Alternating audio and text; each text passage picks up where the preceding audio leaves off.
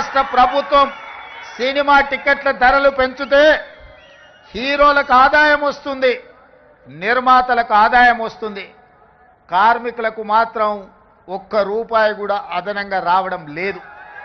అందుకే ఈ వేదిక మీద నుంచి మీకు మాట ఇస్తున్నా, ఆ ఆదాయంలో 20% కార్మికులకు ఇస్తేనే రాష్ట్ర ప్రభుత్వం జీవో ఇస్తుంది.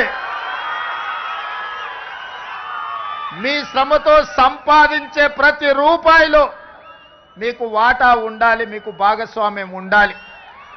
ఈ వేదిక మీద నుంచి మా అధికారులకు నేను ఆదేశాలు ఇస్తున్నా, రేపటి భవిష్యత్తులో ఎంత పెద్ద నిర్మాత అయినా, ఎంత ఇన్ఫ్లుయెన్షియల్ పర్సన్ అయినా రాష్ట్ర ప్రభుత్వం అదనంగా టికెట్ల ధరలు పెంచితే వచ్చే ఆదాయంలో 20% నా కార్మిక సోదరుల కుటుంబాలకు వెల్ఫేర్ ఫండ్ కింద వాళ్ళకు ఆ నగదు బదిలీ జరిగితేనే ఆ ఒప్పందం ప్రకారమే మా రాష్ట్ర ప్రభుత్వం జీవో ఇస్తుంది.